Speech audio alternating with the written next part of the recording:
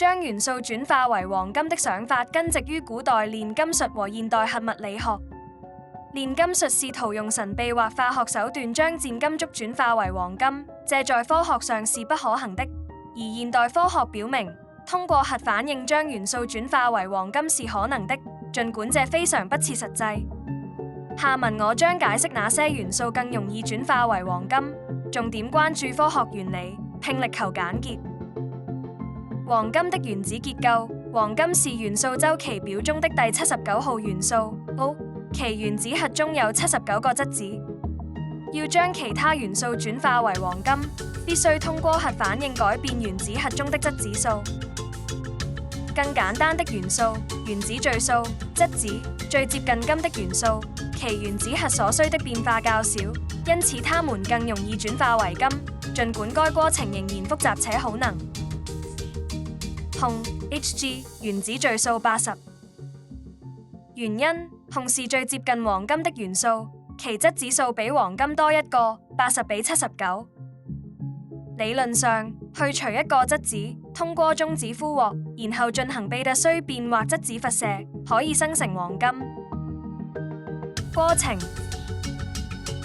中子轟擊可以將汞-196轉化為汞-197，汞-197可以進行電子俘獲或貝塔烯變成金-197，金的穩定同位素。歷史例子：1941年，格倫、西博格 （Glenn Seaborg） 等科學家在迴旋加速器中用中子轟擊汞並檢測到了微量的金。挑戰：需要核反應堆或粒子加速器，產量極少，且分離黃金困難。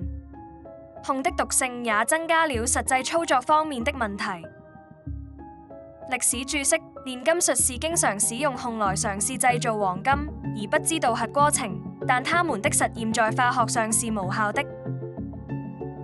鉑 Pt 原子序數78，原因鉑金比黃金少一個質子，78個對79個。通過核反應添加一個質子可以生成黃金。過程：質子轟擊或中子俘獲可以增加原子序數，例如鉑-198可以俘壞中子並發生貝塔烯變，變成金-197。這已經在粒子加速器的小規模實驗中完成。挑戰：與汞法類似，該工藝效率低下，成本高昂，且產出的黃金級少。